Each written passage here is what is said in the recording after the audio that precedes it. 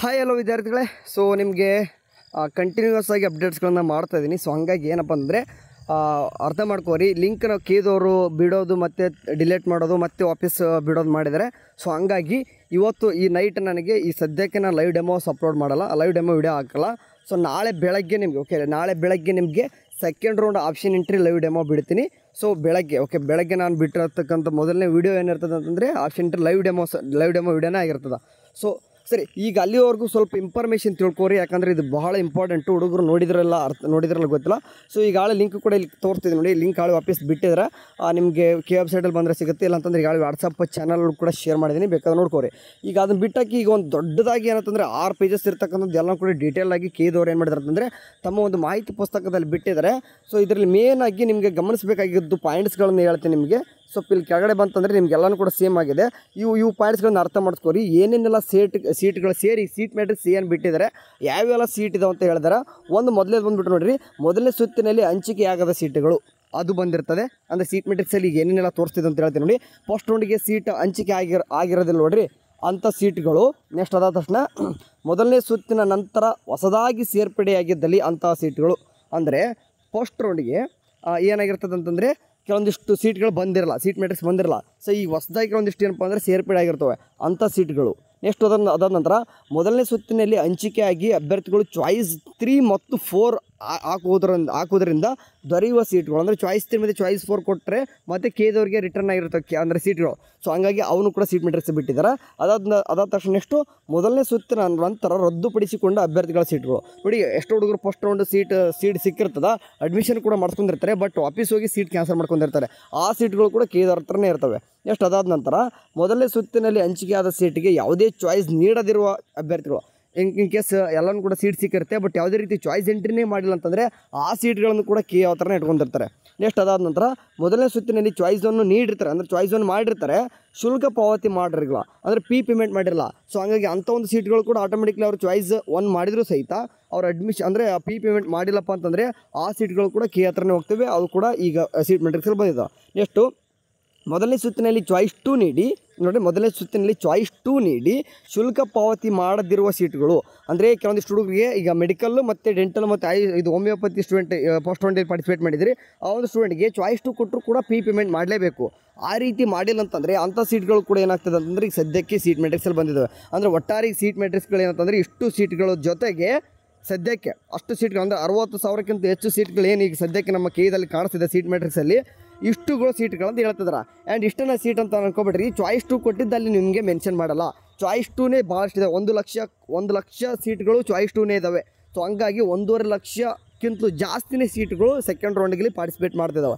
So ಇಲ್ಲಿ ಏನು ಹೇಳಿಕ್ಕೆ ಹೋಗ್ತಿದ್ದೀನಿ ಅಂತಂದರೆ ಇಲ್ಲಿ 3 ಪಾಯಿಂಟ್ಗಳು ನಿಮಗೆ ಹೇಳ್ತಾ ಹೋಗ್ತೀನಿ. ಒಂದು, ಸೀಟ್ ಯಾರೆಲ್ಲ ಸಿಕ್ಕಿಲ್ಲ ಅವ್ರಿಗೆ, ಆ್ಯಂಡ್ ಚಾಯ್ಸ್ 2 ಮತ್ತು ಚಾಯ್ಸ್ 3 3 ಬಗ್ಗೆ ಮಾತಾಡ್ತೀನಿ ನೋಡಿ. ಈಗ ನೋಡಿ, ಯಾರಿಗೆಲ್ಲ ಸೀಟ್ ಅಲಾಟ್ಮೆಂಟ್ ಆಗಿಲ್ಲ ಅವರು ಈಗ ಆಪ್ಷನ್ ಎಂಟ್ರಿ ಮಾಡಬೇಕಂದ್ರೆ ಏನೆಲ್ಲ ಮಾಡಬೇಕಂತಂದರೆ ಆಕೆಯನ್ನು ದಾಖಲಿಸುವ ಪ್ರಕ್ರಿಯೆ ಪ್ರಾರಂಭಿಸಿದ ನಂತರ ಆಪ್ಷನ್ ಎಂಟ್ರಿ ಪೋರ್ಟಲ್ನಲ್ಲಿ ಕಡ್ಡಾಯವಾಗಿ ಲಾಗಿನ್ ಮಾಡಿ ಒಪ್ಪಿಗೆ ಅಥವಾ ಅಗ್ರಿ ನೀಡಿದ ನಂತರ ಮೊದಲನೇ ಸುತ್ತಿನ ಅಭ್ಯರ್ಥಿಗಳು ದಾಖಲಿಸಿದ ಎಲ್ಲ ಆಪ್ಷನ್ಸ್ಗಳನ್ನು ತೋರಿಸ್ತದೆ. ನೀವು ಅಗ್ರಿ ಬಟನ್ ಅಂತ ಕ್ಲಿಕ್ ಮಾಡಿಕೊಂಡ್ರೆ ಮಾತ್ರ ಏನಪ್ಪ ಆಗ್ತದೆ ಅಂತಂದರೆ ನಿಮಗೆ ಎಲ್ಲ ಫಸ್ಟ್ ರೌಂಡ್ಗೆ ಏನು ಆಪ್ಷನ್ ಎಂಟ್ರಿ ಮಾಡಿರ್ತಾರೋ ಅಷ್ಟು ಆಪ್ಷನ್ಸ್ಗಳನ್ನು ಈಗ ಸೆಕೆಂಡ್ ರೌಂಡ್ಗೆ ತೋರಿಸ್ತಾರೆ. ಓಕೆ, ಆ ಬಟನ್ ಕ್ಲಿಕ್ ಮಾಡಲೇಬೇಕು. ವರ್ಷನ್ ಕೂಡ ಈ ರೀತಿ ಏನು ಆಪ್ಷನ್ ಇರ್ತಿದ್ದಿಲ್ಲ, ಸುಮ್ಮನೆ ಹಂಗೆ ಬಿಟ್ಟರು ಕೂಡ ಆಪ್ಷನ್ಸ್ಗಳು ಆ್ಯಡ್ ಆಗ್ತಾ ಹೋಗ್ತಿದ್ವು. ಓಕೆ, ನೆಕ್ಸ್ಟ್ ಎರಡನೇದು ಕಾಣಿಸ್ತಿದೆ ನೋಡಿ. ಇಲ್ಲಿ ಮೊದಲನೇ ಸುತ್ತಿನಲ್ಲಿ ಚಾಯ್ಸ್ 2 ಆಯ್ಕೆ ಮಾಡಿರೋರು, ಅಂದರೆ ಈಗ ಚಾಯ್ಸ್ 2 ಯಾರೆಲ್ಲ ಮಾಡ್ಕೊಂಡಿದ್ರು ಅಂಥ ಒಂದು ಸ್ಟೂಡೆಂಟ್ಗೆ ಏನಂತಂದರೆ ಹೈಯರ್ ಆರ್ಡರ್ ಆಪ್ಷನ್ಸ್ಗಳನ್ನು ಮಾತ್ರ ತೋರಿಸ್ತದೆ. ಅಭ್ಯರ್ಥಿಗಳು ಆಪ್ಷನ್ಸ್ಗಳನ್ನು ಬದಲಾಯಿಸಿಕೊಳ್ಳಬಹುದು ಅಥವಾ ಆದ್ಯತಾ ಕ್ರಮಗಳನ್ನು ಮಾರ್ಪಡಿಸಿಕೊಳ್ಳಬಹುದು ಅಥವಾ ಆಪ್ಷನ್ಸ್ಗಳನ್ನು ಬೇಡವಾದಲ್ಲಿ ತೆಗೆದುಹಾಕ್ಬೋದು, ಬಟ್ ವಾಪಸ್ ಆ್ಯಡ್ ಮಾಡ್ಲಿಕ್ಕೆ ಬರಲ್ಲ. ಓಕೆ, ಅಂದರೆ ಚಾಯ್ಸ್ 2 ಕೊಡ್ಕೊಂಡಿದ್ರೆ ನಿಮಗೆ ನಿಮ್ಮ ಮೇಲ್ಗಡೆ ಇರ್ತಕ್ಕಂಥ ಈಗ ಫಾರ್ ಎಕ್ಸಾಂಪಲ್ 10 ಕಾಲೇಜ್ ಹಾಕಿದ್ರಿ, 9ನೇ ಕ್ಲಾಸ್ ಸಿಕ್ಕಿದೆ ಅಂತಂದರೆ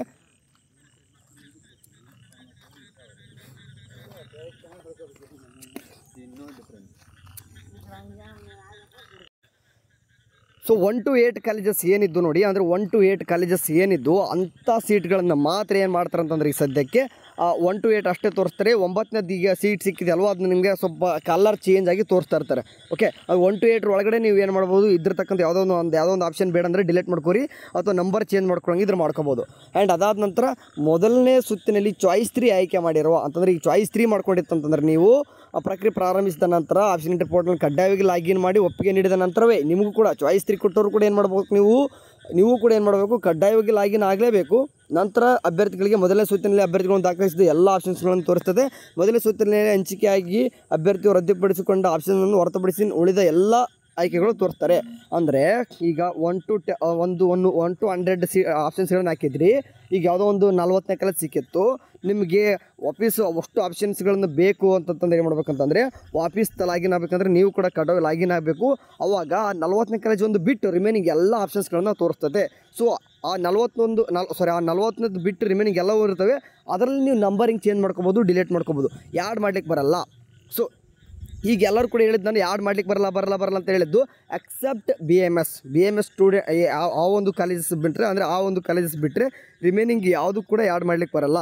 ಯಾಕಂದರೆ BMS ಇನ್ನೂ ಕೂಡ ಆಪ್ಷನ್ ಎಂಟ್ರಿ ಸ್ಟಾರ್ಟ್ ಆಗಿಲ್ಲ ಫಸ್ಟ್ ರೌಂಡ್ಗೆ. ಸೊ ಹಂಗಾಗಿ ನೀವು BMSಗೆ ಎಲಿಜಿಬಿಲಿಟಿ ಇತ್ತಂದರೆ ನೀವು BMSನ ಆರಾಮಾಗಿ ನೀವು ಆಪ್ಷನ್ ಎಂಟ್ರಿ ಯಾಡ್ ಮಾಡಬಹುದು.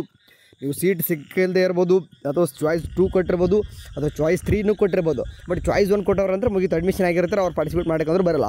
ಸೊ ಹಂಗಾಗಿ ಚಾಯ್ಸ್ 2, 3 ಮತ್ತು ಸೀಟ್ ಸಿಕ್ಕಿಲ್ಲ ನೀವೆಲ್ಲರೂ ಕೂಡ BMS ಆಪ್ಷನ್ ಎಂಟ್ರಿ ಮಾಡ್ಬೋದು, ನೀವು ಎಲಿಜಿಬಿಲಿಟಿ ಇದ್ದಿದ್ರೆ ಮಾತ್ರ.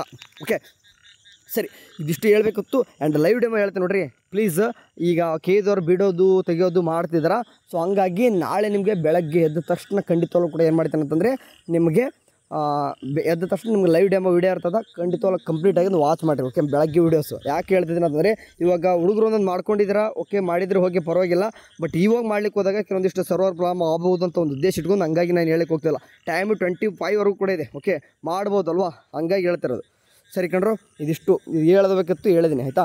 ನೆಕ್ಸ್ಟ್ ಇದು ಹಂಗೆ ಓದ್ತಕ್ಕಂಥದ್ರೆ ಇದು ಭಾಳಷ್ಟು ಇದೆ. ಓಕೆ, ಸಿಕ್ಕಾಪಟ್ಟೆ ಕೊಟ್ಟಿದ್ರೆ ಸೀಟ್ ಕ್ಯಾನ್ಸಲೇಷನ್ ಬಗ್ಗೆ ಕೂಡ ಈಗ ಒಂದು ವಿಡಿಯೋ ಮಾಡಿದ್ದೀನಿ, ಕಾಸ್ಟ್ ಡಿಪಾಸಿಟ್ ಬಗ್ಗೆನೂ ಕೂಡ ಹೇಳಿದ್ದೀನಿ. ಸೊ ಇನ್ನೇನಿದ್ರು ಲೈವ್ ಡೆಮೋ ಮಾಡಬೇಕು, ಮಾರ್ನಿಂಗ್ ಮಾಡ್ತೀನಿ. ಸರಿ, ಅಲ್ಲಿವ್ರು ಚಾನಲ್ ನೋಡ್ತಾರೆ, ಟೇಕ್ ಕೇರ್, ಬಾಯ್.